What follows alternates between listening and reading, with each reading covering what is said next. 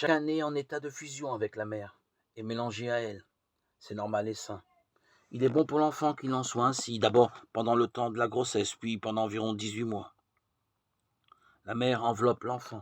L'enfant est le tout de la mère, et la mère est le tout de l'enfant.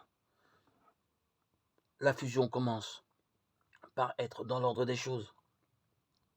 Et les enfants qui n'ont pas connu cet amour enveloppant de la mère sont très perturbés, car il leur a manqué une étape essentielle de la vie, de leur vie.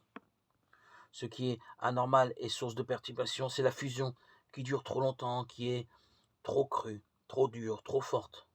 L'enfant va alors se trouver en prison. Ce qui était bon devient mauvais. La mère et l'enfant demeurent mélangés dans leur identité réciproque. L'enfant ne peut grandir librement dans sa propre direction, son désir. Il va alors se trouver sous l'emprise de la mère. Dans une famille bien ordonnée, c'est le père qui a pour fonction de confirmer à l'enfant son identité. C'est lui, en priorité, qui va avoir pour tâche de veiller à ce que la mère et l'enfant défusionnent, qui va empêcher la confusion de s'installer. D'une manière ou d'une autre, il va signifier à l'enfant l'interdit de l'inceste. Il va devoir comprendre à l'enfant que le couple est entre le père et la mère, et non entre l'enfant et un de ses parents. Que l'enfant n'a pas à combler le manque de ses parents, mais à cheminer sur sa propre route. Il va aussi transmettre à l'enfant qu'aucun père, aucune mère ne peuvent donner l'être à leur enfant, que l'être vient de Dieu, et que, sous peine de devenir orphelin, chacun doit le reconnaître et trouver le lien avec son jeu, son moi profond.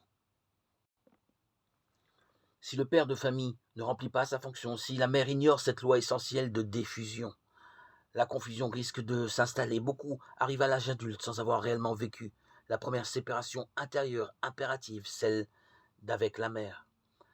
Ils demeurent en quelque sorte dans la matrice et ils vont vivre cet état fusionnel non seulement avec la mère ou le père, mais également dans la plupart de leurs relations. L'objet de la fusion change, les personnes diffèrent, mais la racine de l'aliénation est toujours là.